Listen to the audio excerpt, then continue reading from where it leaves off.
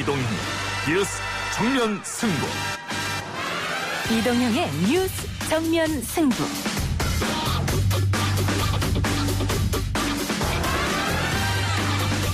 청취자 여러분 안녕하십니까, 이동형입니다. 가진 힘만큼의 책임과 속도로 현안 관련 입법들을 처리하겠다는 더불어민주당. 야당은 그런 민주당의 독주를 최대한 저지하겠다고 밝혔습니다. 일하는 국회법의 내용을 보면 제목만 그럴듯하게 일하는 국회로 달았지 사실은 국회를 무력화하고 야당을 무력화하는 법에 지나지 않습니다. 저희들은 운영위에서 최대 저지하도록 그렇게 하겠습니다.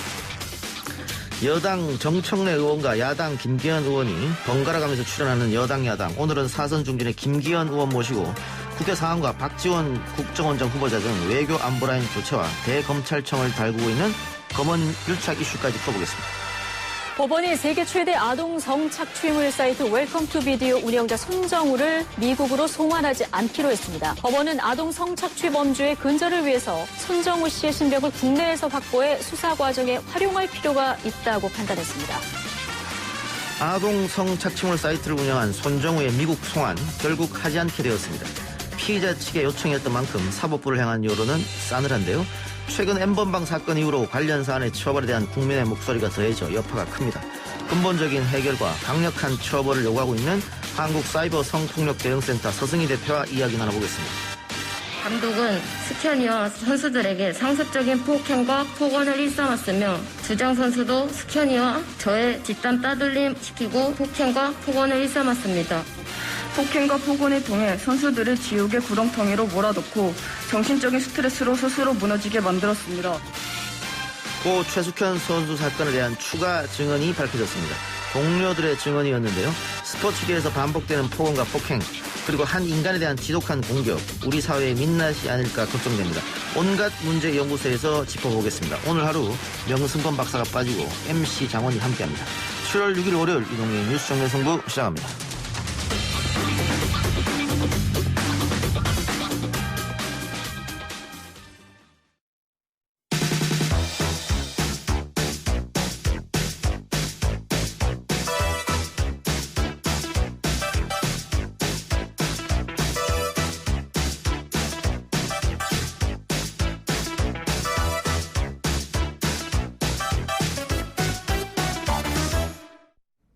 매주 월요일 1부는 여야 중진 의원들의 경륜과 식견을 들어보는 시간이죠. 여당 야당. 오늘은 야당 사선 중진 미래통합당 김기현 의원과 함께합니다. 어서 오십시오. 네, 반갑습니다. 김기현입니다. 자, 오늘부터 임시국회가 시작이 됐는데 미래통합당이 복귀를 했죠? 예, 했습니다. 네. 오늘부터 이제 상임위원회 활동을 정상적으로 하겠다고 대국민 선언도 하고요. 예. 열심히 활동할 겁니다. 예. 그 원구성 협상 다시 하지 않습니까? 원구성 협상은 뭐 일방적인 그 뭐 폭거에 의해서 예. 뭐 어찌 보면 린치 비슷하게 저희들이 맞았는데요. 뭐 그렇습니다만은 그럼에도 불구하고 우리나라를 살리고 또 국민들의 걱정을 덜어드리기 위해서 우리 야당이 해야 될 역할이 있다 하는 생각 가지고 그냥 백의종군하는 심정으로 국회 열심히 활동할 겁니다. 백의종군이라고 말씀하셨습니다만 빈손 복귀다 이런 얘기도 있더라고요. 뭐 사실 빈손이죠. 예. 그렇지만 그 빈손은 그냥 외형상 빈손일 뿐이지 내면적으로 그렇지 않다고 봅니다. 많은 국민들이 이 권력이 얼마나 이게 무도한가 뭐 일방적인가 하는 것을 똑똑하게 목격하셨기 때문에 야당의 역할에 대해서 나중에 박수 쳐줄 것이다. 저는 그렇게 생각합니다. 예. 지금 가슴에 리본을 다셨는데 그 리본은 규탄이라고 써있습니다. 예. 야당 입장에서 여당의 이런 폭거에 대해서 규탄하는 것은 해야죠. 예. 그래서 민주주의 붕괴, 민주당 갑질 규탄한다. 그렇습니다. 뭐 국회에서 완전히 있을 수 없는 테러를 한 거죠. 근데 7월에 임시국회 시작됐고 미래통합당이 복귀했는데 그러면 조금 빨리 복귀해서 추경 심사를 했으면 어땠을까? 추경 부분이 그렇습니다. 뭐 사실 자기들끼리 다 뭐 만들어 놓고 그냥 일괄적으로 통과시키기 위한 통과 의뢰를 했단 말이죠. 어떤 상임위는 7분 만에 심사를 마쳤다고 그러는데 아니면 7분 만에 상정합니다 말하고 뭐 통과됐습니다 말하는데 그거 뭐 한 5분 걸릴 텐데 2분 동안 무슨 심사를 했는지 모르겠고요. 그렇게 어떤 상임위원회 같은 경우에는 정의당 의원이 참석했다가 나가면서 그 뭐 추경의 내용도 보고를 못 받았는데 무슨 심사를 하느냐 그러고 난 이 심사에 참여할 수 없다고 나갔단 말이죠. 국회를 완전히 들러리로 만들어서 무슨 뭐 자동 인출기 비슷하게 뭐 그냥 대통령이 뭐 버튼만 누르면 탁 현금이 되어 나오는 예. 그런 모양으로 추경 심사를 했으니 이거는 부당하다. 그래서 저희들이 추가 심사를 하도록 연장해서 심사하자 그랬더니 예. 야당 필요 없다. 지금 예결위원장, 여당의 예결위원장은 야당이 없으니까 더 효율적으로 잘 심사했다. 뭐 이렇게까지 얘기하면서 통과를 시키고 있으니 이것이야말로 정말 그 테러다. 국회의 뭐 완전히 붕괴다 하는 생각을 하지 않을 수가 없는 거죠. 결과론적으로 일단 그렇게 됐는데 그래서 100석이 넘는 제1야당이 들어가서 그럼 추경 견제를 좀 하고 삭감할 건 삭감하고. 그래 하겠다 그랬는데 자기들이 연장 안 해주고 무조건 무조건 가겠다 그러지 않습니까? 저희들이 한 일주일 연장하자. 그래서 심사하자 그랬는데 일주일 만에 그 추경이 뭐 심사가 돼가지고 결론이 일주일 늦춰진다고 해가지고 나라가 무너질 상황도 아닌데 그걸 연장을 못 하겠다는 거 아닙니까? 일방적으로 가겠다는 의사지요 뭐. 그러면은 아까 뭐 빈손 복귀도 얘기했는데 지금 18개 상임위 중에 17개를 민주당이 가져갔고 하나 남은 게 이제 정보위지 않습니까? 그렇죠. 정보위장은 이제 국회 부의장과 협의해서 해야 되는데 정진석 의원이 지금 부의장으로 들어오지 않고 있는 상황이거든요. 그런데 어쨌든 이거 그 박지원 의원이 내정된 국정원장이자 청문회를 위해서도 정보위원회 구성해야 될 텐데 이건 어떻게 풀어가실 생각이십니까? 국회 부의장의 저희들이 사실 추천을 안 하고 있는데 뭐 여당이 또 마음먹으면 자기들 당으로 할 수는 있겠죠. 근데 그렇게 했다가는 국민적 비난을 받을까 싶어서 지금 머뭇거리고 있는 것 같은데 저희 당 입장에서는 아마 부의장을 추천을 해야 될 것이라 생각하고요. 당내에서 아직 후보를 정하지는 않았습니다만 정해서 추천을 해서 정보위도 구성하고 상임위원회 활동을 본격적으로 해야 되겠다. 저는 제 정진석 의원으로 추천하는 겁니까 그러면? 그거는 당내 아직 후보를 안 정했으니까 뭐 후보 경선 과정이 있을 수도 있고 단독 후보일 수도 있고 하니까 그건 아직은 판단하기 어렵습니다. 박지원 전 의원의 국정원장 내정은 어떻게 평가하고 계십니까? 박지원만 아니고요. 박지원 후보 또 뭐 이인영 후보 또 국무장관? 그렇죠. 서훈 뭐 안보실장 이런 분들 이게 서지영이란가 이렇게 표현하는 것 같던데 이 세 분 트리오를 이번에 교체하는 것을 보면서 이것은 완전히 심기 관리 차원. 김정은이 심기 관리 차원의 뭐 인사다. 그런 생각을 지울 수가 없습니다. 북한 눈치 보기 인사다. 그렇죠. 완전히 어쩌면 김정은이 기쁨 좀 만드는 거냐. 뭐 이런 생각이 들 정도로 완전히 친북적 성향이 농후한 편향성이 농후한 사람들마다 채워놨단 말이죠. 이 남북 문제라고 하는 것은 이게 북한하고 대한민국 사이에서 협상만 돼서 되는 게 아니고 미국, 중국, 러시아와 같은 이 강대국들이 다 여기에 개입돼 있어서 그 외교적 관계, 이해관계의 조정이 반드시 선행돼야 되는 과제인데 특히 미북 정상회담 북미 정상회담을 한다고 하는데 그런 과정에서 친미 인사 혹은 미국의 지미 인사는 좀 있어야 되는 거 아니겠습니까? 세 분 중에 한 분도 그런 분이 없어요. 전부 다 친북 인사, 친북 편향성이 강한 인사들로만 채워져 있어서 이거 뭐 남북끼리만 가지고서 이게 남북 문제가 해결이 되는 것인가? 그 지금까지 그렇게 추진하다가 실패를 했는데 또 똑같은 실패를 반복하고 있다. 그래서 이거는 선거 내후년에 있는 선거 그 선거를 염두에 둔 이벤트형 개각 아니냐? 혹은 이 심기 관리형 개각 아니냐? 하는 그런 생각을 하게 되는 거죠. 어떤 선거를 말씀하세요? 대통령 선거가 있죠. 대통령 선거. 그렇죠. 이제 뭐 대통령 선거 1년여 남아 있거든요. 미국 대선도 있고 우리나라 대통령 선거도 있고 하니까 미국 대선 전에 뭔가 이벤트를 만들어 보겠다 하는 그런 강한 강박관념이 거기에 내재된 것 같고 그렇게 해서 나중에 대통령 선거에서 지금 문재인 정권이 가장 잘한 치적으로 내세우고 있는 것이 이 대북 문제인데 이 문제에 지금 와르르 다 무너졌단 말이죠. 그러니까 그걸 복구하는 것이 시급하다. 그래서 일단은 무조건 남북 문제 그냥 알아서 우리끼리 해결해보자. 이런 식으로 무리수를 두고 있는 것이 아닌가 그런 생각을 하죠. 미래통합당이 지금까지 계속 주장했던 게 남북 문제에 대해서 문재인 정부가 너무 북한 눈치를 본다, 끌려다닌다 이런 거였지 않습니까? 굴종적이다 생각하죠. 이번 인사도 그런 것이고. 오히려 더 심각해졌다고 보시죠. 그러면 미래통합당 쪽에서는 대북 강경론자들이 지금 요직이 있어야 된다 이런. 아닙니다. 전혀 그렇게 말씀드린 것이 아니고요. 저는 어떤 방송에서 제가 친북이라고 했더니 친북이라는 표현이 적절하지 않다는 말씀을 저는 그렇게 생각하지 않습니다. 우리의 외교 문제 특히 북한과 이 대한민국 사이 문제를 해결하는데 친북인사도 필요합니다. 그리고 반미인사도 필요하고요. 친미인사, 반미인사, 친중인사, 반중인사 다 필요합니다. 그래서 골고루 여러 가지 의견들이 녹아진 상태에서 종합적으로 대한민국의 미래를 위해서 어느 것이 바람직할 것인가 이렇게 판단을 한다. 저는 그렇게 생각하기 때문에 이번에 일방적으로 친북 편향성이 강한 인사만 다 채워놓았으니 이게 어떻게 해결이 되겠냐. 국제 외교와 함께 해결이 돼야 먼저 선행이 돼야 되는데 그런 말씀을 드리는 거죠. 알겠습니다. 지금 방금 말씀 세 자리 중에서 이제 청문회 대상은 이제 박지원 전 의원과 통일부 장관 후보자인 이인영 의원입니다. 박 전 의원은 뭐 현직 아니니까. 그런데 그 왜 현직 불패 뭐 의원 불패 이런 말씀 있지 않습니까? 청문회에서 현직 의원들 다 통과된다. 통일부 장관 후보자 이사청문회 어떻게 준비하고 계세요? 글쎄 지금 이제 뭐 준비를 막 시작한 단계 오늘 상임위원회 저희들 이제 배정이 되어서 저도 외교통일위원회 지금 배정이 되어서 죄송한 업무가 되었습니다만 이 청문회를 준비를 시작을 했는데요. 이인영 후보 같은 경우에는 뭐 국회의원으로서의 역할은 또 나름대로 잘 했다고 저는 생각하고요. 뭐 여당 야당 입장이 다 다르니까 또 뭐 여당의 입장에서도 해야 될 역할들이 있겠죠. 저는 그 부분에 대해서 평하고 싶은 생각은 없는데 통일부 장관으로서는 과연 적합한 인물인가에 대해서 매우 저는 우려스럽다는 생각을 하고 있죠.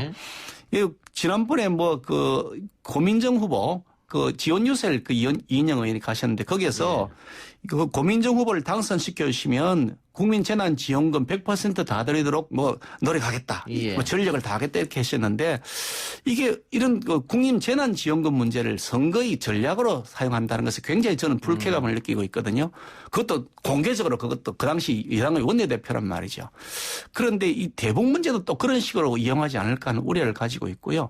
굉장히 그 북한하고만 친밀해져 있었지 미국하고의 관계에서는 전혀 그동안 무슨 역할을 했던 것이 제가 눈에 보이지 않아서 그 점에 대해서는 집중적으로 조금 검증해 봐야 되겠다 생각합니다. 그러니까 의원님 방금 뭐 국회의원으로서는 잘했다. 그러나 통일부 장관으로서는 적절치 않은 인사 같다라고 말씀하셨잖아요. 그렇습니다. 그러면 이제 인사청문회에서 정책 검증이 주로 돼야 될 텐데 지금까지 인사청문회 이렇게 보면 뭐 인신공격 이렇게 하고 개인 사생활에 더 집중하고 이런 것 같아서 과연 이번 청문회 제도 될 수 있을까 그런 걱정되는데 어떻게 보세요?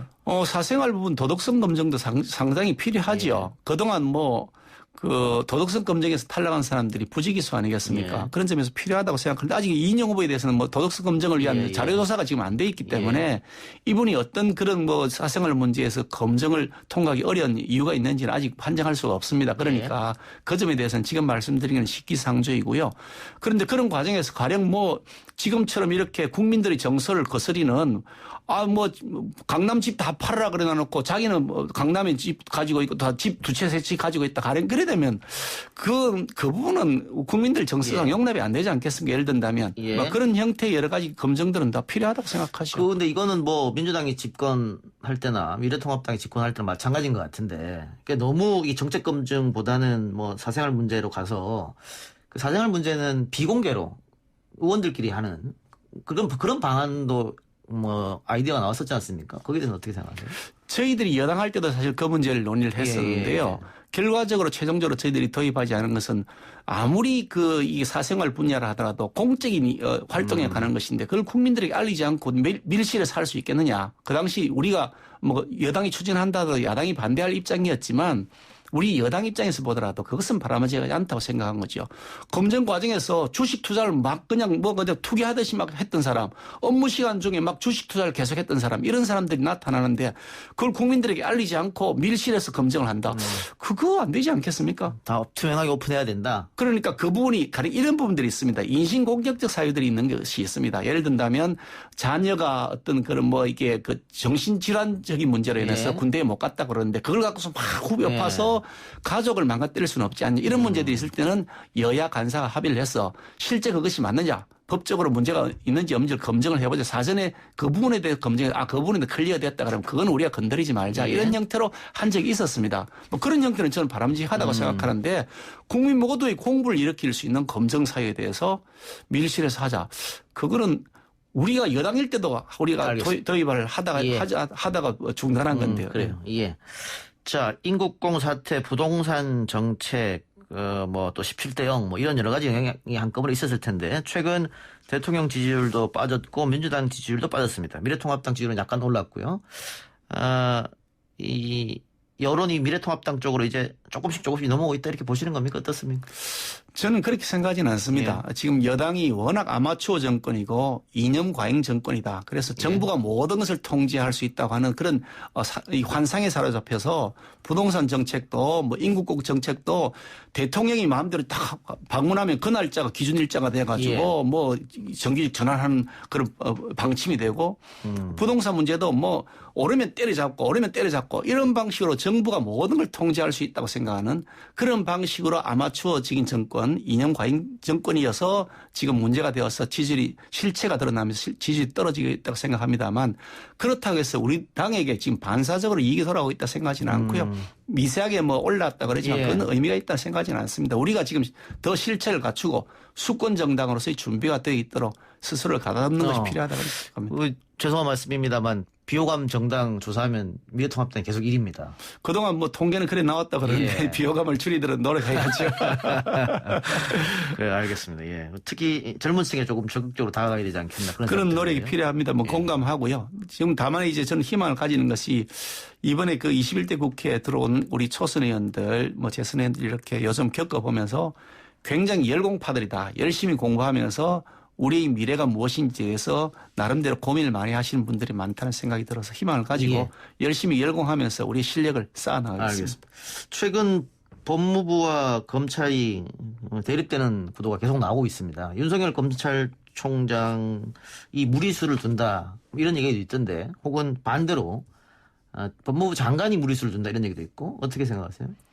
글쎄 그 뭐 내용이 뭔지에 대해서 잘 모르겠는데 이 이슈가 왜 이렇게 커졌는지 저는 그거 자체가 이해가 안 됩니다.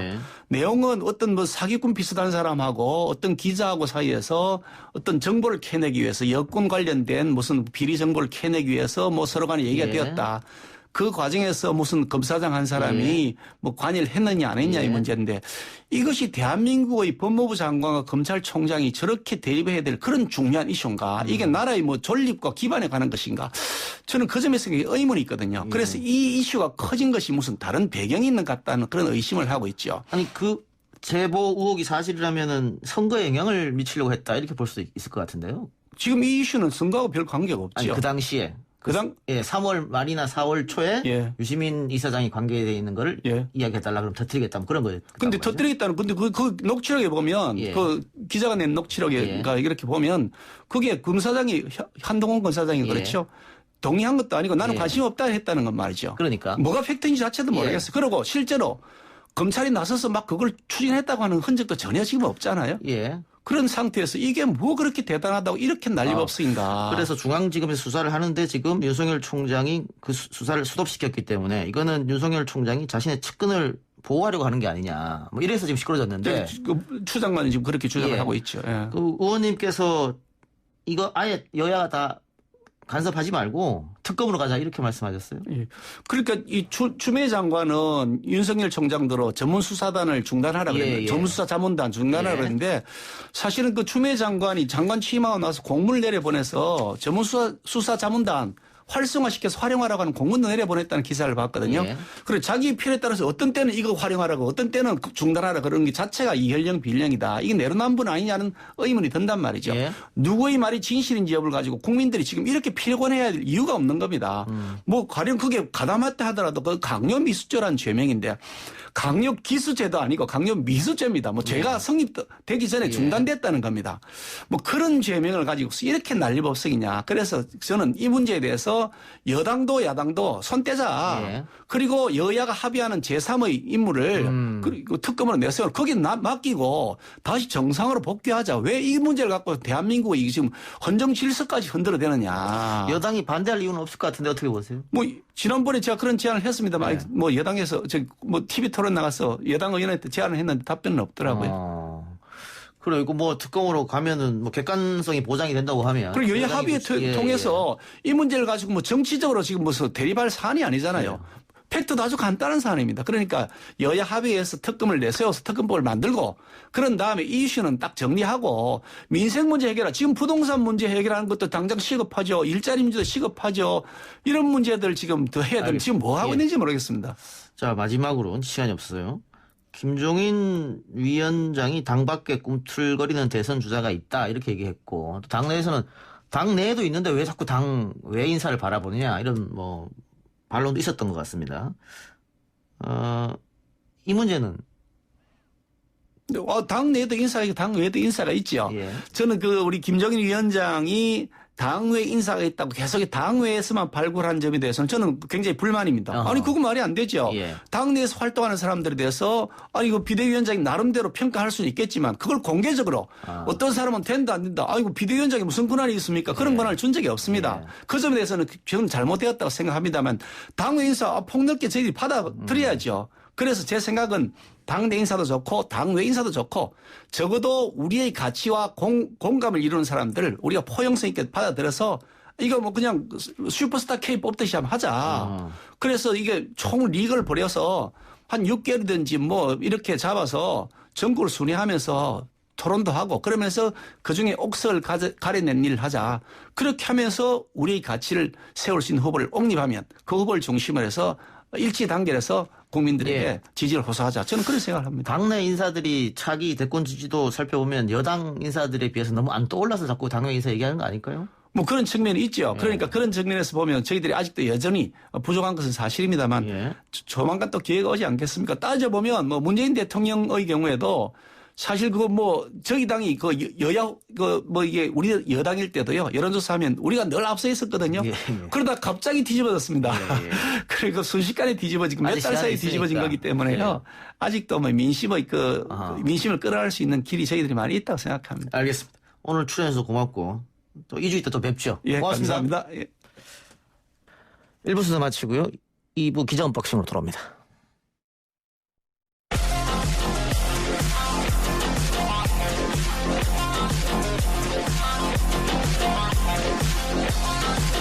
오늘 나온 뉴스들 언박싱해드리는 기자 언박싱. 오늘은 주간경향 이한희 기자 나왔습니다. 어서 오십시오. 네, 안녕하세요. 자, 지난 금요일부터 주말까지 코로나19 신규 확진자가 사흘 연속 60명을 넘어섰습니다. 네, 주말에 사흘 연속 신규 확진자 수가 60명대까지 늘어났는데요. 네. 이 같은 확산세가 사실 지난 4월 이후 3개월 만입니다. 다행히 오늘 0시 기준 신규 확진자는 48명으로 주말보다는 감소됐습니다. 지금 특히 우려되는 지역이 광주인데요. 광주는 지역 사찰에서 시작된 집단 감염이 오피스텔, 교회, 그리고 요양원까지 번지고 있고요. 전라남도에서도 지난달 27일 이후 8일 만에 2명의 확진자가 나와가지고 오늘부터 사회적 거리두기 2단계를 광주에 이어서 실시하고 있습니다. 예. 의정부 헬스장 확진자도 늘어나는데 마스크를 쓰지 않고 환기를 못했던 게 요인이라고 하네요. 네, 방역당국이 오늘 의정부 헬스장과 관련해서 설명을 했는데요. 운동 중 마스크 착용하지 않고 환기가 불충분했다라고 얘기를 하면서 마스크를 잘 착용했고 소독과 환기를 철저히 한 부천의 헬스클럽에서는 91명의 접촉자가 있었음에도 확진자가 한 명도 발생하지 않았다는 겁니다. 또 집단 감염이 발생한 쿠팡 물류센터에서도 이런 수칙을 지킨 곳과 그렇지 않은 곳 간에 큰 차이가 있다고 설명했는데요. 가령 150명의 확진자가 발생한 부천 물류센터는 식당이나 휴게 공간에서 거리두기가 지켜지지 않았습니다.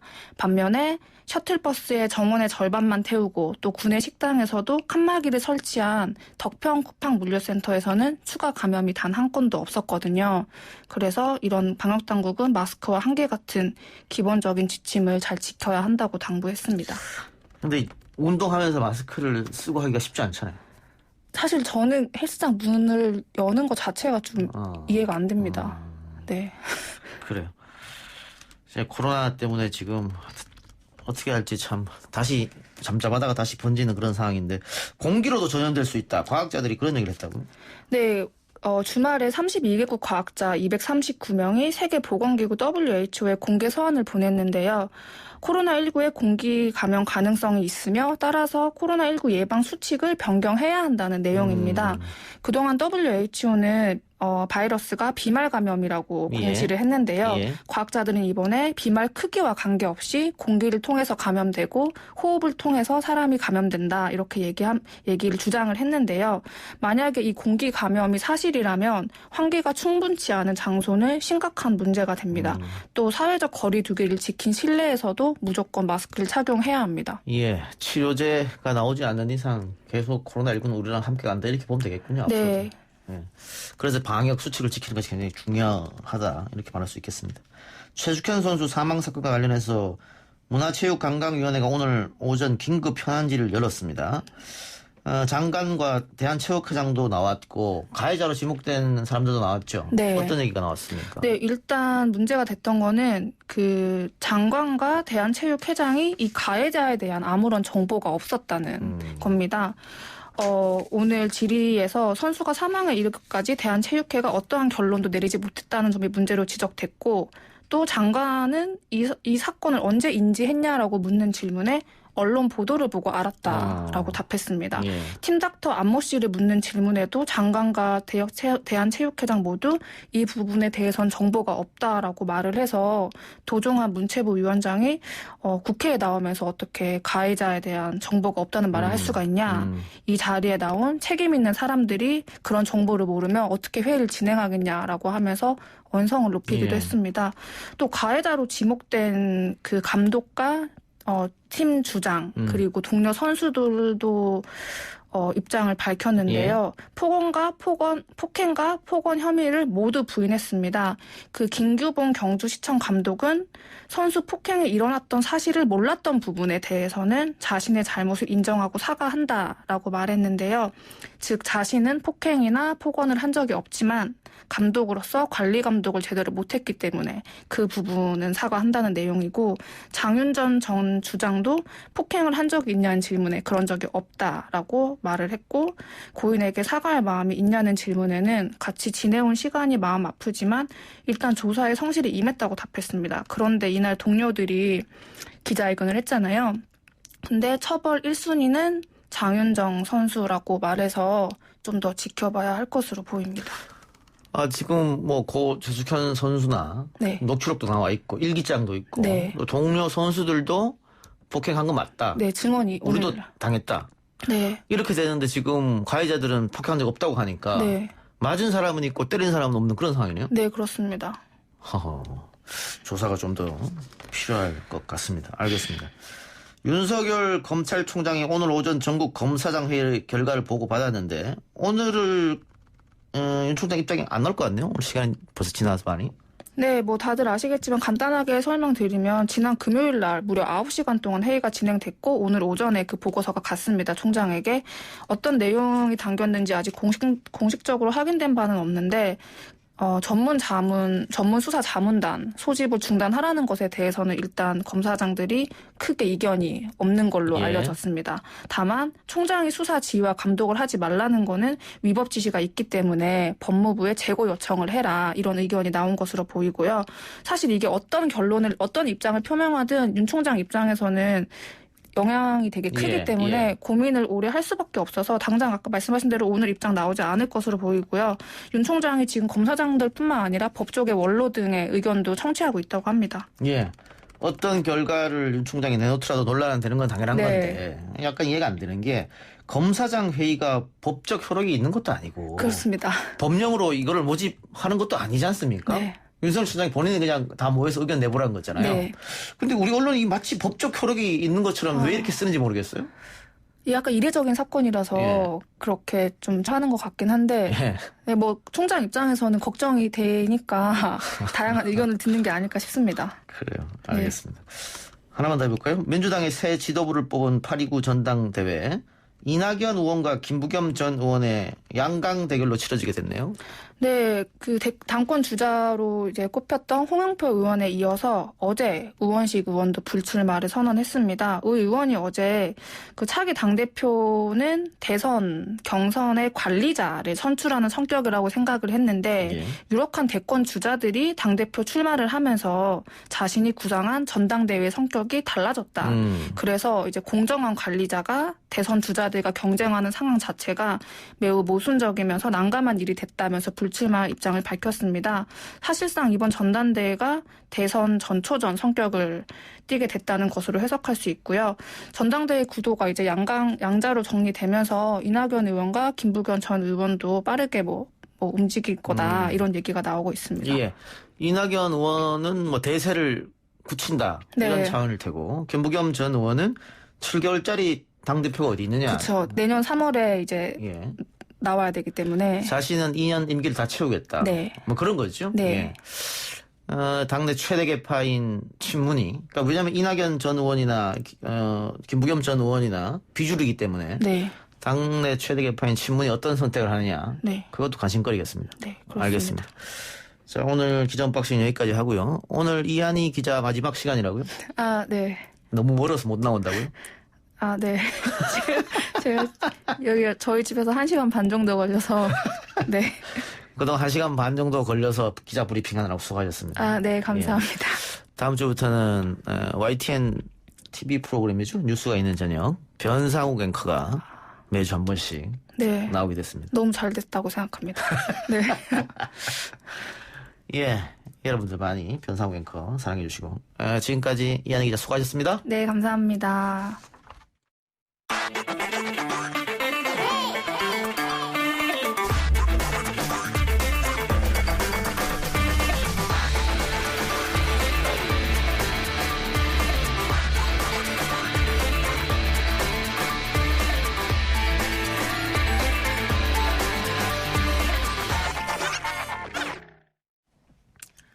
세계 최대 아동 성 착취물 사이트 웰컴 투 비디오를 운영한 손정우 씨가 법원의 결정에 따라 미국 송환을 피하게 됐습니다.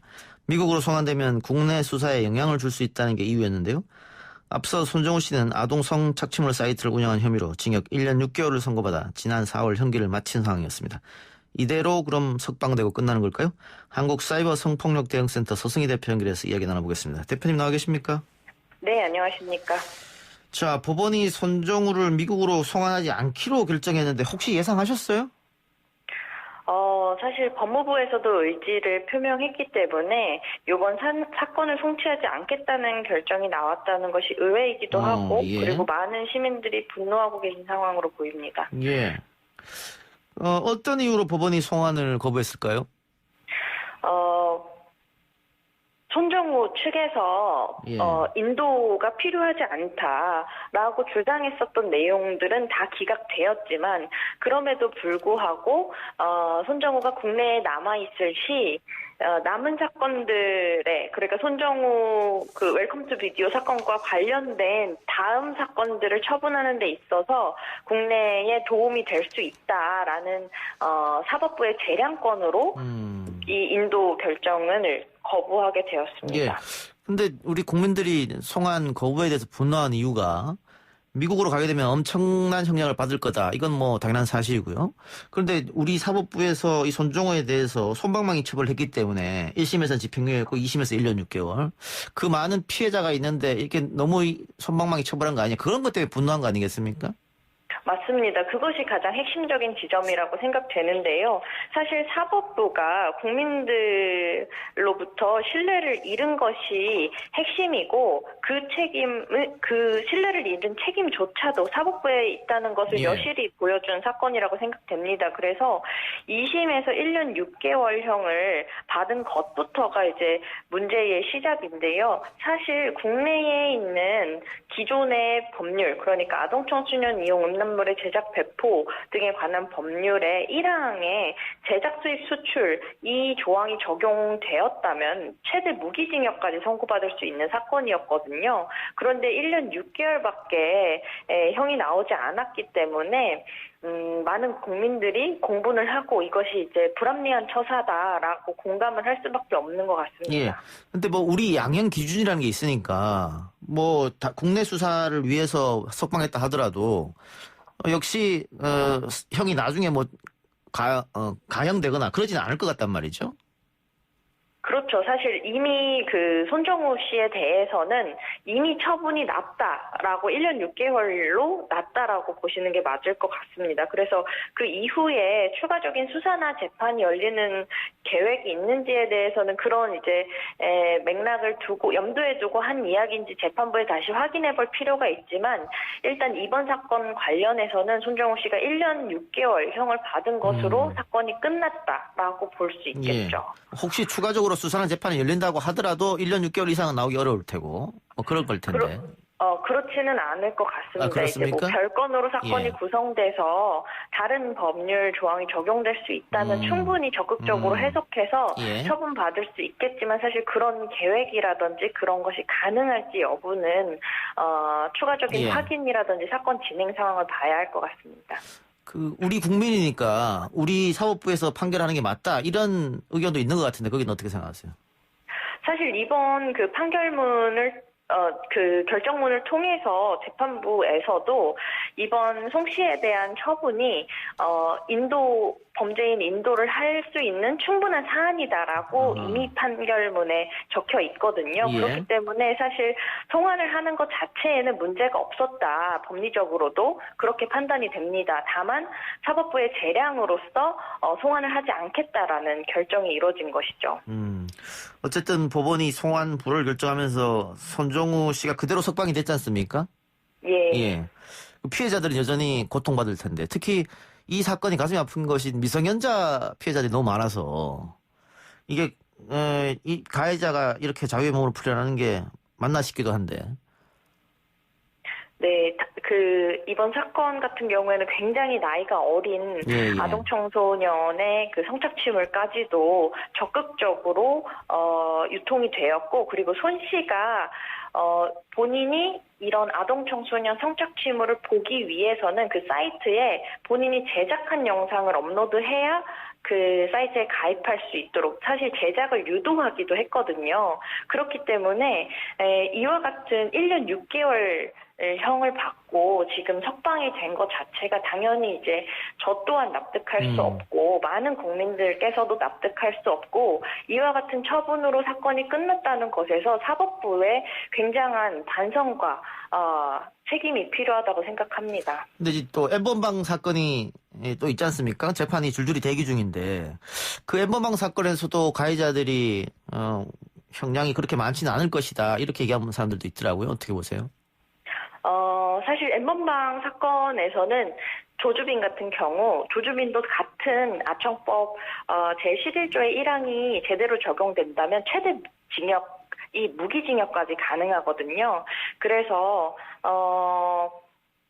국민들의 이제 공분과 관심이 높은 만큼 이것이 낮은 형으로 끝나지 않기를 기대하고 있고요. 그리고 공대위를 통해서 공동 지원하는 변호사님들께서도 많은 힘을 쓰고 계십니다. 지난 20대 국회에서 이 엠번방 방지법이 통과됐고 대법원에서도 엠번방 방지법에 맞춰 양형 기준을 논의할 예정이라고 하는데 이 디지털 성범죄에 대한 양형 기준이 뭐 방금 말씀하신 것처럼 꽤 높은데도 대부분 지켜지지 않았단 말이죠. 판결할 때는. 이번에는 어떻게 될 것 같아요? 네, 사실 양형 기준이라는 것 자체가 촬영물 이용한 성폭력에 대해서 아직 만들어지지 않았는데요. 입법은 최대 형량이 부족하지 않게 만들어진 법에 대해서도 양형이 제대로 내려지지 않는 문제가 반복되었다 보니까 이번에 상향 평준화된 양형 기준이 만들어지는 게 굉장히 중요하다고 생각하고요.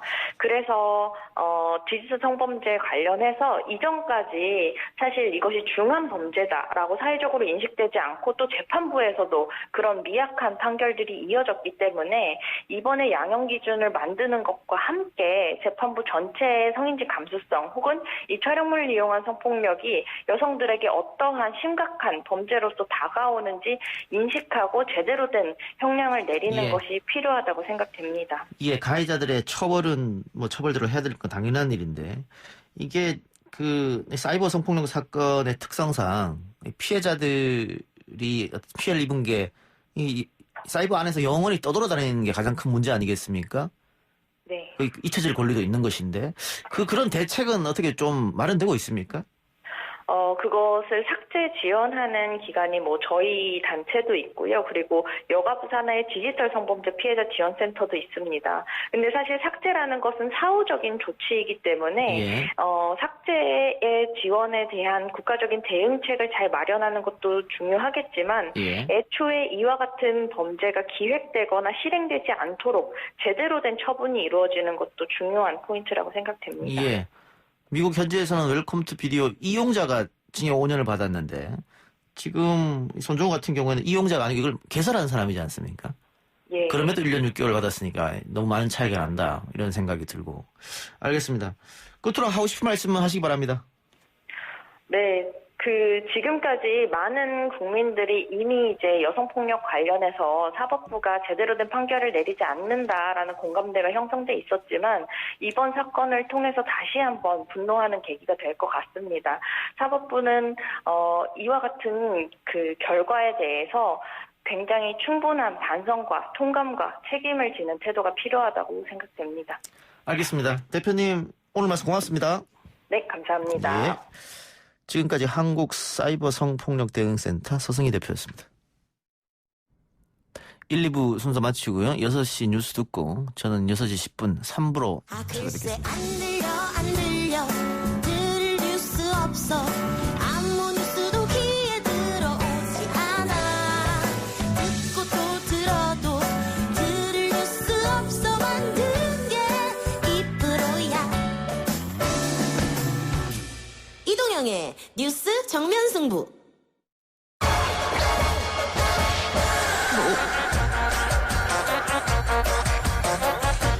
YTN 라디오 이동의 뉴스 정면 승부 3부 시작합니다. 온갖 문제 연구소 시간이 돌아왔습니다.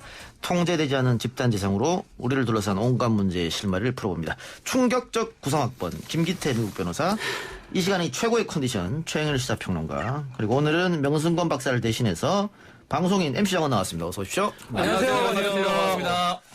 MC 장원 씨는 SBS 네. 공채 개그맨이죠. 네, 맞습니다. 그래 요즘 시사 방송에서 더 많이 나오는 것 같아요. 네, 어쩌다 보니 시사하는 개그맨으로 활동을 하고 있습니다. 네. 요즘 시사가 개그예요. 그렇습니다. 예. 시사만큼 웃긴 개그가 없죠. 네. 정신 파괴 현상. 그러니까요. 심지어 그래서 이제 개그맨들이 다 없어지지 않았습니까? 거의? 예.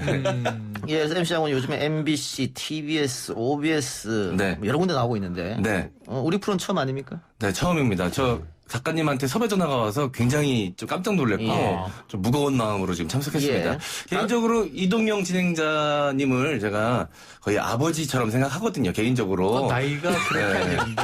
아니 나이 차는 얼마 안 나는데 충격적인 아버님이시네요. 여러 가지로 배운 게 많아서. 근데 사실 아버지와 아들 관계라는 게 그렇지 않습니까? 예, 존경하고 사랑하지만 같이 오랜 시간을 보내고 싶지는 않잖아요. 그래서 와달라고 했을 때 좀 무거웠습니다. 역시 개그맨이시네요. 말이 많이 무거웠습니다. 네, 역시 개그맨 말이 아주 그냥 재밌으시네. 그래요. 알겠습니다. 이게 YTN은 정통 시사 프로기 때문에 잘할 수 있나 걱정되네요. 저도 걱정됩니다. 다른 방송 좀 대충 하면 안 돼요. 다른 방송도 대충 하진 않는데 그게 저의 실력을 다 동원한 거였는데 여기서 더 해야 된다고 하니까 굉장히 좀 긴장됩니다. 다른 방송에 나가서 시사 또 정치 이야기를 할 때 어떤 프로를 사실은 가장 많이 참고해서 방송을 하십니까? 참고하는 프로가 있을 거 아니에요? 죄송합니다. 잘못 혼나왔어요. 혼나왔어요. 이해가 됐어요. 혼나왔어요. 이동영의 뉴스 정면 승부라고 말씀하시는. 말이 혼나왔습니다. 죄송합니다. 그건 잘 안 들으신다고 앞에 말씀하시는 거는. 그렇죠? 전혀 안 들으신다고. 저번에 MC 장원 차를 제가 얻어 탈 일이 있었는데 타자마자 김호준 방송에 나오더라고요. 그냥 주파수가 맞춰져 있거든요. 타자마자 나오더라고요.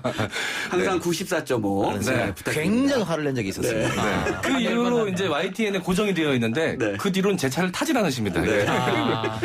알겠습니다. 자, 그럼 오늘 본격적으로 오늘 어쨌든 대타로 나오셨잖아요. 네. 오늘 잘하시면은 고정 자리를 꿰차죠. 원래 그런 거죠. 그렇죠? 이 업계가 그렇게 흘러가는 거죠. 저도 대타로 들어왔다 이렇게 됐거든요. 그렇죠. 맞아. 스타트가 대타였습니다. 그렇습니까? 일단은 사심 갖지 않고 최선을 다해서 열심히 하겠습니다. 그래서 제가 빠지지 않습니다. 네. 어떻게 생각하든 나옵니다. 아니 우리 명승건 박사님이 늘 이제 저한테 이 자랑 반 또 이제 과거 이야기 반 본인이 이제 개그 콘테스트 출신이라는 거예요. 떨어진 거야. 그러니까 본인의 꿈은 개그맨이었는데 의사가 됐어. 그때 떨어진 게 당신은 잘된 거다. 의학 박사가 되지 않았느냐. 이게 더 사회에 기여하는 거다. 진짜 개그맨이 나왔으니까 명승건 박사님 지금 얼마나 긴장하고 계시겠어요. 이런 얘기를 하면 또 충격적이실 테지만 제가 배우를 꿈꾼 사람이었습니다. 5학년 3반 청개구리들이라는 영화가 있었습니다. 오디션에 가서 제 서반장으로 뽑혔습니다. 네. 그런데 50만 원의 제작비를 내라 그러다고요. 그래서 우리 저희 아버지가 이건 사기다. 기부 입학 같은 거군요. 그런데 3개월 만에 국토국장에서 개봉이 됐습니다. 일주일 만에 물론 내렸죠. 그때 초청권이 와가지고 제가 울면서 봤어요. 내가 저 자리에 있었어야 되는데 하면서 다행히 지금 변호사 하시는 게 사회에 더 귀하시는 거예요. 다 잘 됐네요. 잘 됐어요. 명승건 박사는 그 서울대 개그 동아리 출신이에요. 맞아요. 그래서 역도부 출신이십니다. 네, 개그 동아리 하면서 역도부 해서 대학 개그 콘서트 나갔는데 당연히 떨어지죠. 이게 하나도 없더라고요. 그렇지. 저는 이런 이야기를 들 때마다 기분이 좀 묘한 게 뭐 왕년에 행정고시 준비했다, 왕년에 사법고시 준비했다, 뭐 신림동에서 공부했다 이런 얘기 자랑스럽게 얘기 안 하잖아요. 안 하죠. 근데 꼭 개그맨은 내가 왕년에 개그맨 시험 내가 봤었고 그런 걸 자랑처럼 얘기하는데 실제로 시험에 통과한 제가 봤을 때는 왜 다른 건 안 그런데 개그맨은 약간 낮잡아 보는 것이 아닌가. 어렵거든요. 이것도 국가고시만큼이나. 아니 그게 아니라 그만큼 선망한다는 거죠. 몇 번 시험 보셨어요? 저 9번 봤습니다. 구수. 네. 지금 뭐 잘 되셨으니까. 방송 3사 다 봤겠네요? 그럼요. 다 봤죠. 방송 3사를 3번 돌아 계시네요. 그렇죠. 그렇죠? 네. 3번 돌았습니다. 그러니까 되게 늦게 됐으니까요. 제가 29살에. 동기분은 어느 분이시죠? 홍현희 씨. 홍현희 씨. 네. 요즘 열심히 활동하고 계시는 홍현희 씨 계시고 나머지는 다 지금 이제 유튜브에서 열심히 유튜버로 활동하고 있습니다. 알겠습니다. 자, 본격적으로 우리 들어가서 저희가 오프닝에서 조금 우리 방송 이 코너 특성상 웃고 떠들었습니다만 오늘 할 얘기는 좀 슬픈 이야기입니다. 트라이슬론 고 최숙현 선수가 안타까운 선택으로 세상을 떠났습니다. 자, 체육계의 폭력 만연돼 있다고 봐야겠죠. 뭐 저희도 학교 다니면서 여러 차례 뭐 직접 목격도 한 적도 있고 들은 적도 있는데 안 없어진다. 특히 지금 이거는 성인이 돼서 이런 사건이 터졌습니다만은 이 학교 체육부터 계속해서 폭력을 안고 살잖아요. 그렇죠. 저희 작은 형이 초등학교 때 축구 선수였습니다. 근데 이제 우리 작은 형이 제일 무서워했던 거는 합숙할 때. 방학 때마다 이게 축구 선수들은 합숙을 했습니다. 그 당시에. 지금은 없어졌을 거예요. 아마 폭언이나 폭행 사건 이후로. 그때 3학년 때 축구를 했는데 4, 5, 6학년 형들이 같이 있으니까 합숙을 하니까 그렇게 때리고 왕따 시키고 심부름 시키고 했던 것 때문에 상당히 힘들어 했었는데 그래서 5학년 때 그만둬 버렸어요. 요거는 저는 반대예요.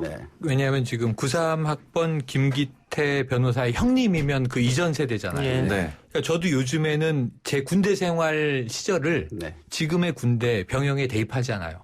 그때가 지금은 많이 달라요. 최근 구타가 있었어요. 근데 지금은 구타 있으면 안 되는데 그래도 가혹행위가 종종 나오죠. 자, 체육계는 옛날하고 달라요. 적어도 2002년 한일 월드컵 이후에 자, 우리가 뭐 메달, 등수 이게 아니라 스포츠는 감동을 위한 거구나. 선수는 뭘 하는 거냐면 자기의 기량을 극대화해서 자기와의 싸움에서 이기고 대중들에게 감동을 주고 그 스스로는 프로 선수가 되면 이제 뭐 돈과 명예가 보장이 되는 거예요. 성공하면. 그런데 지금도 때린다? 그럼 전 역으로 스포츠를 왜 하는 겁니까 도대체? 그러니까 이거를 제가 엊그제 방송에서 하는데 자꾸 어느 분이 엘리트 교육의 문제다. 이게 무슨 엘리트 교육이에요? 때리는 엘리트, 맞는 엘리트가 어디 있어 이 세상에. 그러니까 이런 거죠. 근데 뭘 반대하신다는 거죠, 저한테? 옛날 얘기를 지금 스포츠계에 대입하지 말자. 93학번 이전에는 그게 일상으로 다가왔지만 지금 스포츠는 때리면 안 되는 스포츠가 된 지는 오래됐단 말이에요. 충격적 93학번 진행에 자꾸 끼어들지 마시고요. 그 엘리트 체육이라고 얘기하는 그 문제는 너네들 이 길 아니면 없지 않느냐. 얘기밖에 없다. 그러니까 내 말을 들어야 된다. 않느냐. 뭐 그런 식으로 해서 억압하는 것 같아요. 그렇죠. 맞습니다. 그런데 이 관련해서 조사 결과가 있더라고요. 그래서 말씀을 좀 드리자면 국가인권위원회 스포츠인권특별조사단이 지난해 실업팀 소속 성인 운동선수 1251명을 대상으로 한 조사 결과가 있습니다. 10명 중 6명은 폭력을 당한 경험이 있는 것으로 나타났거든요. 아직도 있네요. 전체의 33.9%는 언어폭력, 15.3%는 신체폭력을 겪었고 11.4%는 성폭력까지 경험했다고 밝혀졌고요. 여성 선수를 상대로 한 폭력 가해자는 이 코치가 47.5%로 가장 많았습니다. 이게 이제 지도자들이 자신들이 아까 옛날에 하지 말자고 했습니다만 자신들이 과거에 구타당했던 그 기억. 그 기억을 갖고 있기 때문에 그럴 수도 있어요. 그렇죠. 맞아요. 그리고 이 경기력이 잘 안 나왔을 때 바로 뭐 구타하거나 폭언을 하면 바로바로 고쳐지는 듯한 그런 느낌을 받으니까 성적이나 이런 거를 향상시키기 위해서는 네. 그런 것을 폭언이나 구타나 이런 걸 하는 게 아닌가라는 생각도 있습니다. 네, 저도 나름 이 가혹행위나 군기가 세다고 알려진 그러니까 집단 두 군데를 통과했지 않습니까? 제가 군대 생활은 전경에서 했고요. 또 개그맨 생활을 좀 하다 보니까 좀 느낀 바는 자신이 당했던 이 폭력이나 이 피해에 대해서 어느 정도 위치에 올라가면 그걸 훈장이라고 생각을 합니다. 그래서 이걸 통과의례라고 생각해서 이거를 견뎌내고 통과해야지만 우리 조직의 일원으로 인정해준다라는 이런 잘못된 인식이 좀 팽배해 있는 것 같다라는 느낌이 듭니다. 예. 그 MC 장원 씨가 개그맨 할 때도 폭력이 있었죠? 네, 이 얘기 어느 정도. 근데 저 때도 많이 줄어들었는데 없진 않았죠. 예, 지금으로부터도 벌써 10년 전이니까요. 거기에 저항하는 친구들은 없었습니까? 있었습니다. 예. 예. 그런데 아무래도 이런 내부 고발자가 나오면 내부에서 왕따를 당하다 보니까 그 조직에서 벗어내지를 못합니다. 그래서 결국은 그 조직을 이탈해서 혼자 자력갱생해야 되는 분위기가 되거든요. 체육계도 좀 마찬가지인 거예요. 어떤 조직이든 그 어떤 조직의 안 좋은 일을 폭로를 하거나 그러면 그 조직이 어차피 그 조직에 몸담지 않고 그 조직을 나오지 않는 한 그 조직이 계속 몸담을 때까지는 좀 계속 마주쳐야 되기 때문에 피해를 볼 수밖에 없다. 이 최숙현 선수 사건은 좀 달라요. 제가 지금 이제 간단하게 말씀드릴게요. 자, 이게 2016년부터 벌어졌던 일들이 사실은 고등학교 때부터 이 가혹행위를 당했고 일기에 다 써 있어요. 이 정말 기록을 꼼꼼하게 했습니다. 일기에 써 있고 그다음에 녹취를 했습니다. 자, 이빨 깨물어 이런 말 나옵니다. 그리고 자 돌아. 그리고 우리가 흔히 그냥 이제 몽둥이로 때리는 그런 소리가 다 들려요. 처음에 감독인 줄 알았어요. 근데 그 목소리의 주인공은 팀닥터라고 해요. 심지어 술을 먹고 선수를 불러서 폭행을 했대요. 근데 팀닥터가 경주시청 소속이 아니래요.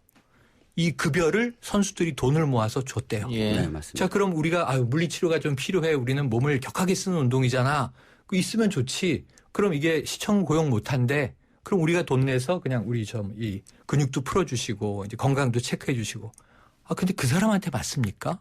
가불이 뒤집힌 거죠, 지금 이 상황이. 그러니까 말이 안 되고 그다음에 이 상황이 얼마나 억울했으면 이 최숙희 선수와 가족들은 이걸 이미 여러 군데 진정했어요. 맞습니다. 꿍꿍 앓다가 혼자 극단적 선택을 했을 때 우리가 안타깝다고 하는데 지금 대한체육회, 인권센터, 그다음에 경북체육회 소속돼 있어요. 경주시청 소속팀이에요. 경주경찰서. 그리고 나중에 안 되니까 인권위에 진정. 이렇게 했어요. 쓸 수 있는 공공기관에 다 진정도 넣고 신고도 했어. 그래서 제가 기사를 보고 기가 막힌 건 경찰에 엊그제 신고했나? 2달 전에 신고했어요. 맞습니다. 경찰이 2달 동안 최 선수와 30번을 통화했습니다. 최 선수가 이 수사 진행을 궁금해해서 다 알려드렸습니다. 30번 통화하면서 경찰이 다 알려드렸는데 부르질 않아. 이게 무슨 일이에요? 체육회 관련은 좋아. 그러면 아직도 구타를 인정하나 보다. 성과 내기 위해서 눈 감아주고 있나 보다. 저기는 암묵적인 카르텔이야? 이렇게 비판한다고 치고 그럼 대한체육회가 펄쩍 뛸 거려 아마? 우리 아니라고? 근데 경찰서는 왜 2달 동안 이랬을까? 친구를 공식 접수를 했는데 저는 납득이 안 되는 대목이 너무 많아요. 맞습니다. 그래서 운동 선수들 원래 다 그런 거 아니야? 뭐 이런 얘기도 들었다고 하죠. 심지어는 동료 선수를 참고인으로 불렀는데 참고인으로 부른 선수한테 고소할 거냐? 저 고소 못합니다. 그럴 거면 말하지 마라. 이런 경찰이 어디 있어요? 예를 들면 범죄 혐의를 진술을 받는데 고소 안 할 거면 당신은 발언도 하지 마. 그럼 참고인을 왜 불러? 이게 무슨 일이에요, 이게. 대한민국 21세기에. 맞습니다. 그래서 그리고 또 고소를 했으니까 당연히 고소인 조사를 할 거 아닙니까? 그런데 최숙현 선수가 얘기했던 것도 그 일부 진술을 삭제하는 그런 일도 있었다고 얘기를 하더라고요. 따라서 경찰한테 고소를 하면 당연히 피고소인에 대한 조사를 철저히 해야 되는데 피고소인에 대한 조사도 철저하게 하지 않았습니다. 이 얘기를 딱 듣고 저는 영화 이끼가 생각나는 거예요. 저도 똑같아요. 그래서 이것이 이 지역사회 어떤 카르텔이 작용한 게 아닌가라는 생각도 좀 한편을 했었습니다. 근데 지금 오늘 더 불거진 문제점은 뭐냐면 오늘 동료들이 추가 증언을 했지 않습니까? 6명이. 폭행한 거 맞다. 우리도 당했다. 그동안은 보복이 두려워서 말을 못했다. 그런데 가해자라고 지목된 사람들이 오늘 국회에 출석했는데 맞아요. 다들 때리지 않았다고 했습니다. 네. 그러면 전부 다 부인했어요. 맞은 사람들은 이렇게 있고. 많은데 때린 사람 아무도 없단 말이냐. 이건 어떻게 된 일일까요? 한 명이 있는데 그게 팀닥터예요. 녹취도 있고. 그런데 오늘 감독이 얘기를 했어요. 팀닥터가 때리는 걸 자기는 말린 사람이다. 그럼 팀닥터가 때리는 걸 묵인했다면 감독은 팀닥터가 때리는데 제발 이러지 마십시오. 때리시면 안 됩니다. 이 팀닥터의 존재 뭐냐고요. 이 미스테리 스릴러도 아니고 팀닥터는 아무데도 지금 안 나타나. 그러면 이 정도면은 저는 녹취가 이 언론에 공개됐는데 그럼 경찰이든 검찰이든 공권력이 자 이건 증거인멸이나 도주 우려가 있다. 이 정도면은 소환하고 소환 2번 불응하면 강제 구인하고 긴급 체포해야 되는 거 아닙니까? 근데 아무런 이야기가 없어요. 지금 오늘 모여진 논의는 뭐냐면 자 이게 트라이슬론 협회에서 어떤 징계를 내릴 것이냐. 아니 협회나 단체, 대한체육회인들 무슨 징계를 내려요? 최대한의 징계가 제명이지. 그럼 좋아요. 지금 여기서 지금 운동 못할 각오가 돼 있겠지. 이 정도가 폭로됐으면. 그럼 그게 무슨 징계예요? 국민들이 지금 원하는 거는 청원도 들어왔는데 처벌이에요. 처벌. 그렇습니다. 왜 수사를 안 할까요? 그래서 지금 팀닥터하고 지금 그 피해자 선수들이 오늘 기자회견을 했었는데 3명을 지목을 했습니다. 대표적으로 감독. 김 감독이라는 그 감독. 그다음에 팀닥터. 그다음에 주장 선수. 선수. 근데 팀닥터는 아까 말씀하신 것처럼 선수들이 십시일반으로 해서 고용한 사람임에도 불구하고 팀닥터는 물리치료사가 아닙니다. 의사도 아니고. 의사도 아니고. 그리고 대학 교수라고 얘기했다고 하는데 대학 교수도 아니었습니다. 그냥 그 물리치료 학과를 나왔던 사람이고 그다음 심리치료사도 아닌 사람이 와가지고 그렇게 감독보다도 어떻게 보면 위에 있는 사람처럼 행사했다라는 게 이게 상당히 좀 미스테리다라고 생각을 하고요. 그게 누구냐 이거 그리고 지금 김 감독이 나와서 오늘 증언했는데 모든 걸 다 부인을 했고요.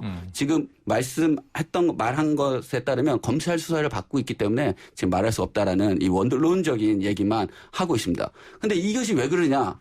제가 생각하기에는 조사 결과가 나올 때까지는 계속 부인할 거라고 생각을 합니다. 그래야지 검찰 조사든 경찰 조사에 가서도 자기가 부인했던 내용하고 일맥상통하는 진술을 했다라고 주장할 수 있기 때문이 아닌가라는 생각이 있습니다. 양측이 다른 이야기를 하고 있는데 어느 쪽이 맞다라고 단정 지을 수는 없겠지만 사실 이 피해자 측이 이런 거짓 증언을 할 이유가 하등의 이유가 없어 보이지 않습니까? 그렇죠. 그런 이야기를 한다고 해서 얻을 수 있는 이득도 전혀 없거니와 이게 불거짐으로 해서 분명 조직 내에서 뭐 피해를 입거나 아니면 왕따를 당할 수도 있는 상황인데도 불구하고 고발을 한 거 아니겠습니까? 폭로를 하고 그렇다면 뭐 경제적으로든 아니면 사회적 지위로든 얻을 수 있는 것이 전혀 없는데 거짓말할 이유가 없지 않을까 이런 생각이 그래서 피해자들의 진술에 대한 신빙성이 훨씬 더 높다 이렇게 보시면 될 것 같습니다. 예, 과거랑 많이 달라졌다고 얘기를 합니다만 여전히 체육계 폭력은 남아있기 때문에 근본적으로 근절할 수 있는 조치를 대한체육회 또 문체부 강구해야 되지 않을까 그렇게 싶고 그러니까 최영일 평론가 이야기처럼 과거에는 엘리트 체육 이렇게 해서 뭐 국가적 위상을 높인다. 금메달만 따면 수단과 방법은 눈 감아 줬을 때도 있었죠. 성적 최고. 예전에 뭐 박종환 감독이 선수들 그렇게 돌려도 학부모들이 더 돌려주세요 했다는 거 아니에요? 근데 지금은 그런 게 아니지 않습니까? 아니니까 80년대죠. 예. 그래서 이제는 엘리트 체육이 아니고 정말 선수들이 즐겁게 운동을 할 수 있는 뭐 외국 같은 경우는 뭐 의사를 하면서도 운동선수하고 그렇죠. 뭐 다양한 직업을 갖고 있어서 하잖아요. 아이슬란드 축구 선수들은 다 직업이 있고 그 직업 한 다음에 저녁에 모여서도 축구를 하면서 이제 뭐 월드컵에서 상당히 우수한 성적을 낸 것도 그러니까 그런 우리가 얘기하는 아마추어 스포츠에서 자연스럽게 클럽 스포츠가 나오고 거기서 프로 선수가 나오고 하는 기반이 있으면 좋은데 우리가 운동을 굉장히 즐기는 나라임에도 불구하고 이제는 사회인 뭐 야구팀, 사회인 축구팀 많아졌단 말이죠. 그렇게 이제 좀 뭐 유럽 사이로 가도 되는데 엘리트 교육이라는 미명을 좀 끊어야 되는데 제일 안타까운 점이 이제 이번에 드러난 거예요. 저는 생각해 보면 트라이애슬론은요. 때리고 가학하고 뭐 심리적으로 고통 주고 이러지 않아도 운동 자체가 힘든 거예요. 근데 안 그래도 힘든 사람을 정말 오죽했으면 힘 주고 칭찬해 주고 메달 따는 선수예요. 이 선수가. 부진한 선수도 아니야. 국가대표죠. 경북 최고 때부터 금메달을 땄던 여고 시절부터 고등학교 시절부터 지금 잘 하고 있는 선수를 왜 이렇게 때리며 오늘 제가 동료 증언 중에 깜짝 놀란 것은 팀 닥터가 지금 저 친구 내가 자살하게 만들 수 있다라고 얘기를 했다는 거예요. 심리치료를 하면서. 의도했는지 우리는 지금 모르지만 그런 증언을 듣고 지금 이미 벌어진 결과를 보고 나니까 너무 섬뜩한 거죠. 예, 알겠습니다. 예, 빨리 관계 당국에서 대책을 좀 강구했으면 하는 바람이고 광고 듣고 오겠습니다. 3부 순서 마치고요. 4부에서도 온갖문제연구소 이어가겠습니다. 온갖문제연구소 계속 이어갑니다. 앞서 3부에서 자살 관련 이야기가 나왔는데요. 자살 예방전화 1393입니다. 1393. 24시간 언제든 상담할 수 있다고 하니까요. 혹 주위에 고민을 갖고 계신 분이 있다면 1393 알려주시기 바랍니다. 다음 주제는 주말 동안 논란이 뜨거웠던 구급차 막은 택시기사 이야기입니다. 그 전에 내일부터 20일까지 라디오 청취율 조사 기간입니다. 아, 그래요? 예, 아주 중요하죠. 내일부터? 20일까지. 예. 지난 분기 조사 때 이놈 뉴스 정면 승부 상당히 괜찮은 성적이 나와서 사장님이 기대가 큽니다. 네. YTN에서 너밖에 없다. 네. 그래서 여러분들의 많은 성원 필요합니다. 지금 MC 장원 씨가 MBC 라디오, TBS 라디오 나오고 있지 않습니까? 네. 청취율 어느 방송이 제일 많이 나왔으면 좋겠습니까? 예. 이번에는 곤란하다. 오프닝 때 같은 실수를 저지르지 않겠습니다. 네. 예. 이동형의 뉴스 정면 승부. 그렇습니다. 또박또박 이야기하겠습니다. 예. 이동형만 얘기해도 된답니다. 그렇죠? 풀로 해주세요. 알겠습니다. 네. 전화, 청취율 관련 전화가 오면 YTN 이동형의 뉴스 정면 승부 듣습니다. 이렇게 말씀해 주시면 됩니다. 네. 좋네요. 자, 청와대 국민청원 게시판에 올라온 글이었습니다. 응급 환자가 있는 구급차를 막아 세운 택시기사를 처벌해 주세요. 이렇게 올라왔는데 저는 처음에 글만 보고는 뭔 상황이 잘 몰랐어요. 동영상이 공개되지 않았습니까? 아마 블랙박스 같아요. 맞아요. 깜짝 놀랐습니다. 충격적이었습니다. 어떻게 보셨어요, 세 분? 저는 충격적인 게 이런 거예요. 구급차를 불신할 수 있어요. 네. 사설 구급차니까? 네, 사설 구급차니까. 이게 이제 119 공식 소방대원들의 구급차가 아니고. 근데 이런 경우에 예전에 언론에서 여러 해가 지났지만 머리에 그냥 늘 있는 게 있어요. 저 구급차 안에는 김장용 김치를 담그는 배추나 무가 실려 있는 경우가 있다. 그 김장철. 옛날에 이거 고발 뉴스로 나왔던 거고요. 맞아요. 또는 걸그룹이 타고 있다. 긴급하게 행사장으로 가야 되는데 체증이 교통체증이 심하니까. 근데 예를 들면 이 기사가 열어봐라라고 해요. 이 유가족이 달려왔을 때 현장에 가장 놀란 건 뭐냐면 택시기사가 그 노모 80 어르신의 사진을 찍고 있더라는 거예요. 네, 뒷문을 열어서 사진을 찍었다고 하더라고요. 그러면서 요양병원 가는 거 아니냐. 응급실 가는 거 아니지. 끝까지 안 믿어요. 전 이건 좀 충격적이에요. 환자가 타고 있으면 아니 한 번 의심할 수 있는데 환자가 정말 있습니다. 그리고 이렇게 확인하면 빨리 가세요 이래야 되는 거 아닌가? 그렇죠. 그런데 여기서부터 저는 이 택시기사의 심리 상태는 납득이 안 되더라고요. 예. 저도 운전하면서 그 응급차 지나가는 거를 이렇게 만날 때가 있지 않습니까? 늘 보죠. 늘 피해주는데 저도 피해주면서 마음속으로는 최영일 평론가가 말씀하셨던 그런 이야기들을 많이 들었기 때문에 저 안에 응급 환자가 없지 않을까. 진짜 개인적으로 용무가 급해서 저러는 건 아닐까라는 의심이 들 때도 있긴 하는데 그때마다 제가 하는 생각은 내가 100번을 피해주더라도 그중에 한 번이라도 진짜 응급 환자가 타고 있었더라면 그것만으로 의미가 있지 않을까라는 생각을 하면서 기분 좋게 피해주거든요. 미국과 같은 경우는 자기 미담 얘기하려고 나오는 거죠. 네, 맞습니다. 예, 더 많이 하고 싶네요. 미국의 경우에는 그 응급차를 열어서 그 80대 노모 되시는 분의 사진을 찍는 그 행위만으로도 사생활 침해로 처벌이 받습니다. 그건 굉장히 진짜 인트루전이라고 해가지고. 왜냐하면 자기 이 응급차라는 건 어떤 프라이버시가 그렇죠. 있는 거고 그리고 사진을 동의해서 찍은 게 아니지 않습니까? 따라서 right of privacy. 그러니까 개인 사생활 침해로 해서 처벌받을 수 있습니다. 일단. 근데 문제는 이 노모가 어쨌든 나중에 이제 119 구급대가 와서 싣고 갔는데 10여 분이 걸린 거죠.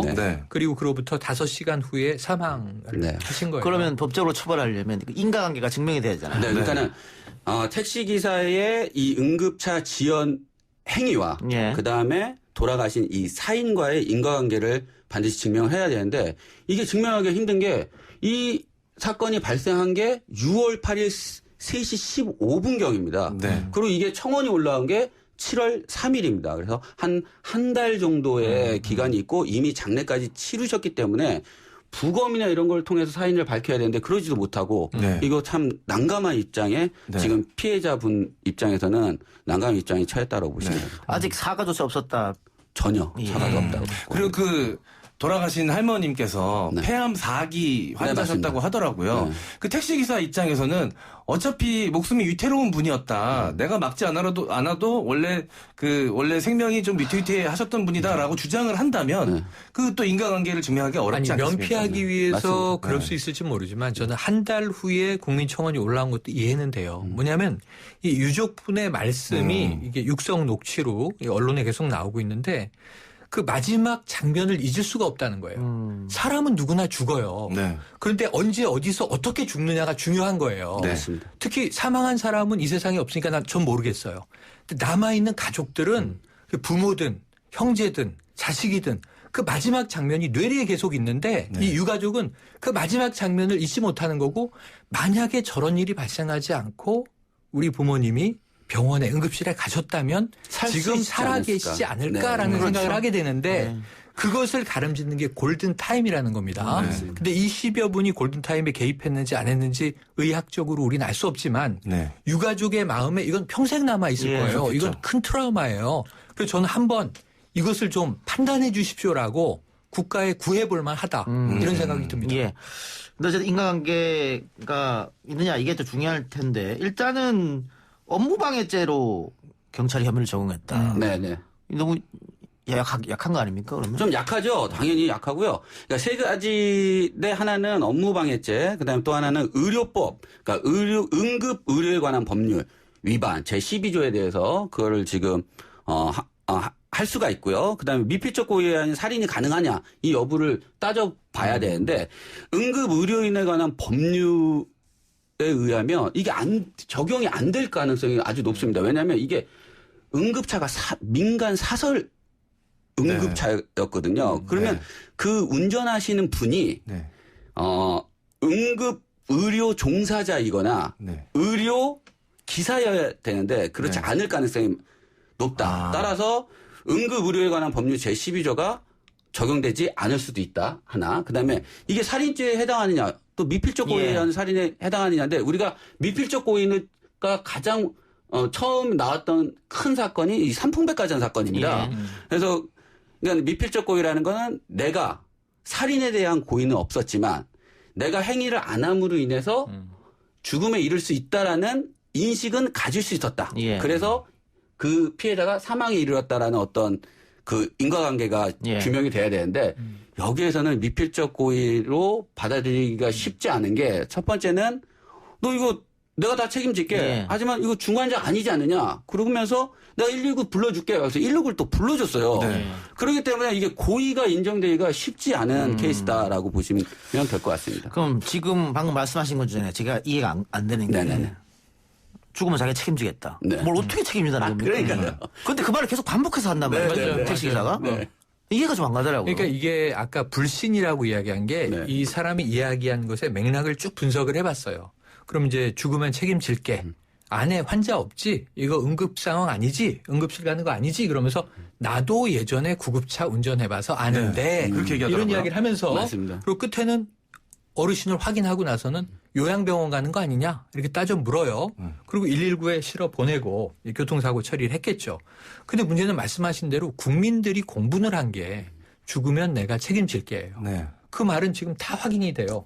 그럼 말씀하신 대로 저는 좋아요. 어떻게 책임을 져요? 사람이 사람의 목숨을. 그러면 저는 석고대죄밖에 없다는 거예요. 와서 정말 죄송하다. 그러니까 유족이 아까 트라우마라고 말씀드렸는데 이걸 풀어드려야죠. 제가 경솔했다.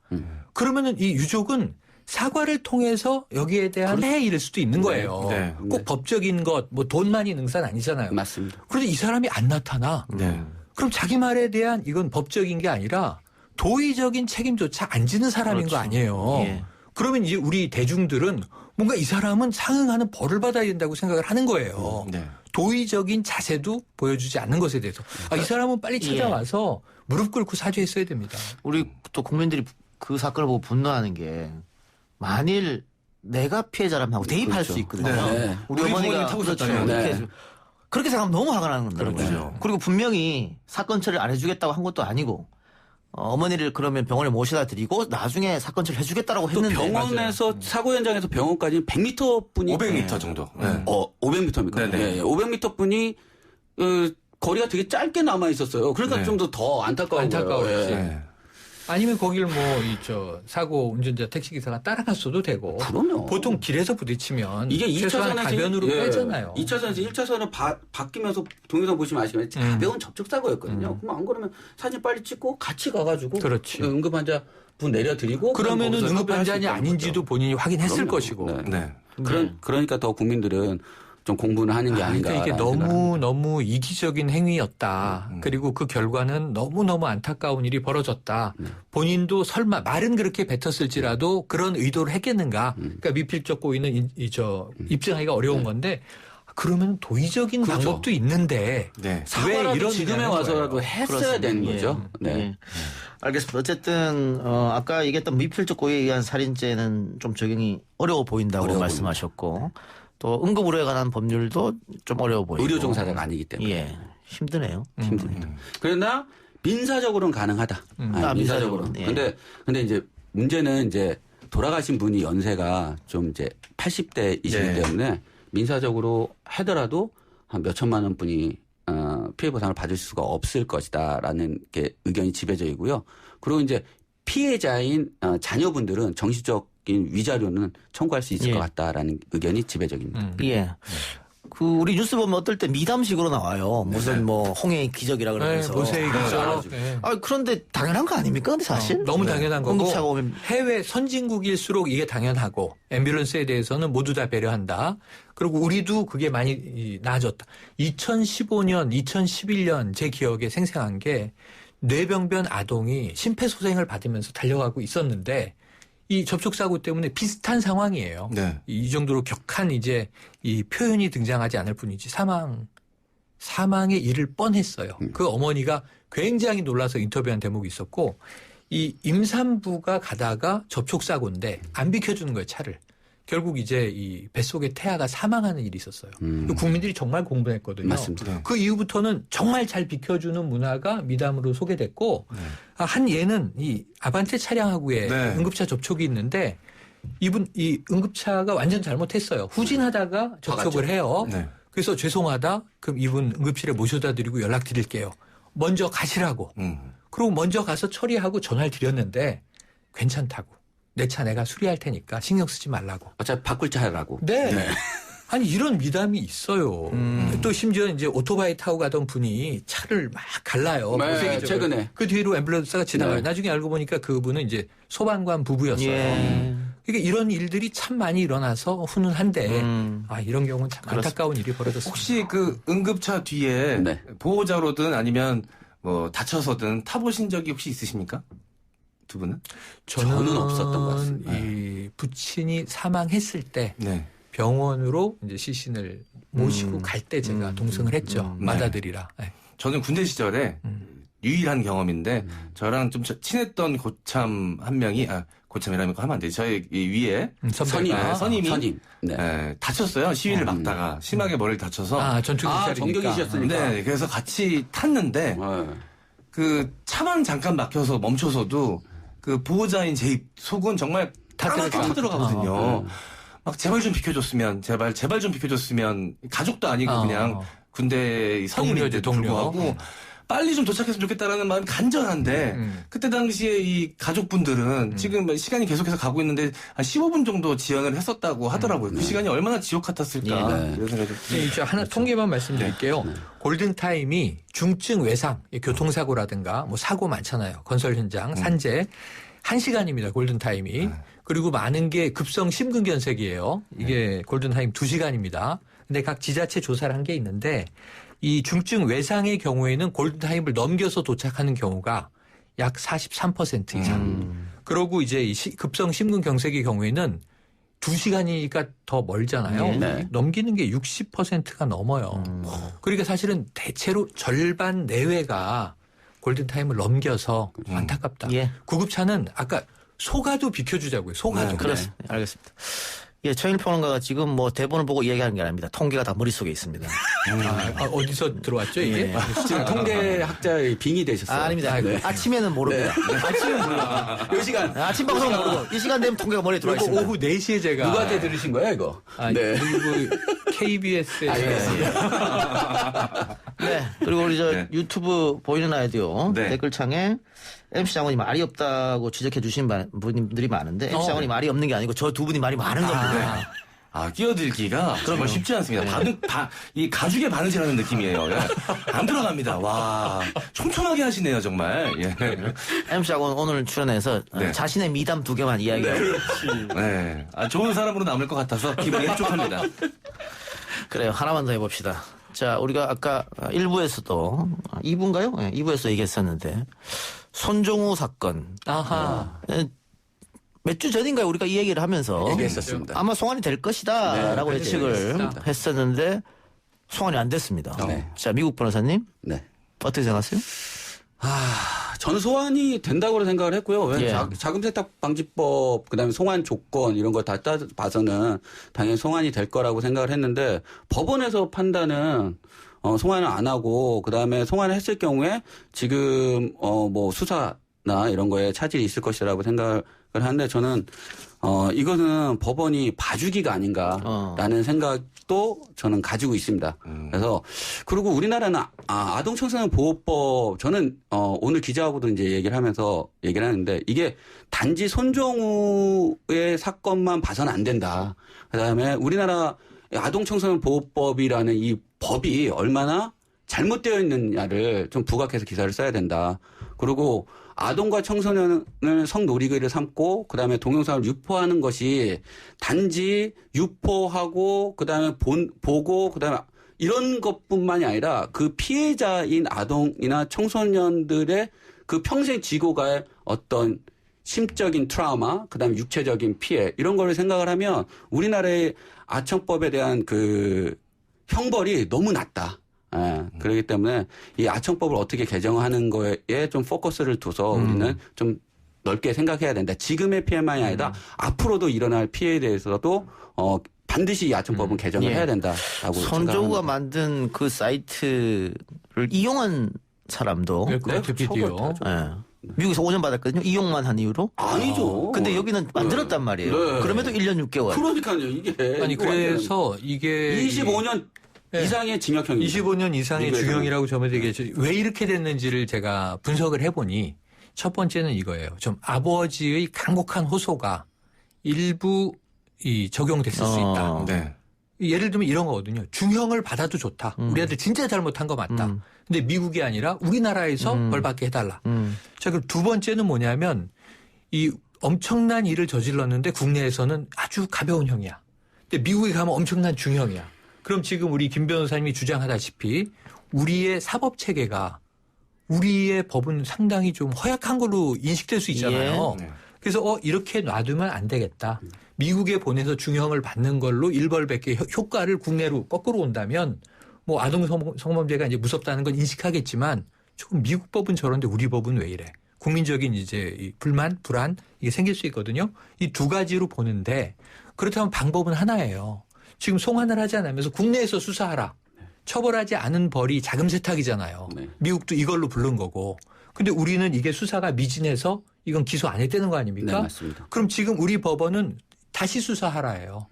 그럼 자금 세탁에 대해서 다시 수사를 해서 이걸로 중형을 내려야지 중형이 내려지지 않고 마냥 재판을 하나 더 있어 추가로. 근데 뭐 2년 6개월 사세요.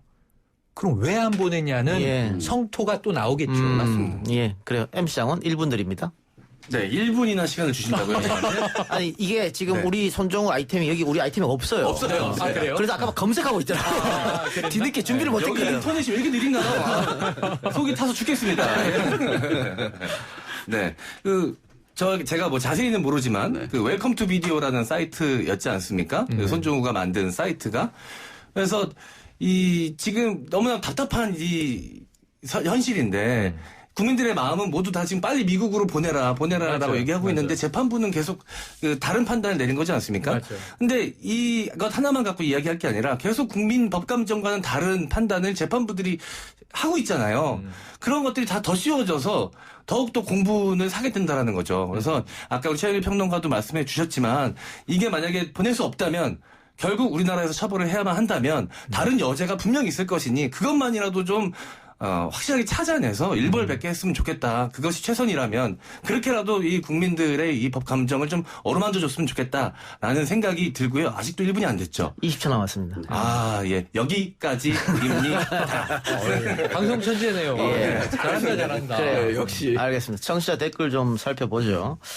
그러니까 우리가 3부에서 스포츠계의 문제점에 대해서 이야기했는데 8038님께서 스포츠는 외국처럼 방과 후에 하는 취미생활로 즐기면서 하면 혹독한 훈련도 체벌도 필요 없을 것 같습니다. 우리나라만 유독 공부는 뒷전으로 하고 스포츠에만 목숨 걸게 하니까 이런 일들이 반복된다고 생각합니다. 예, 맞는 말 해주신 것 같아요. 맞는데 입시와 연계돼서 그래요. 예, 알겠습니다. 그리고 팟빵의 인생 완성님께서 전화만 오면 나도 이동형 정면 승부를 외치리라. 이거는 청취율 조사 관련해서 감사합니다. 세 분 수고하셨습니다. 감사합니다. 고맙습니다. 오늘 저희가 준비한 순서는 여기까지입니다. 저는 내일 이 시간 다시 돌아오겠습니다. 들어주신 여러분 대단히 감사합니다.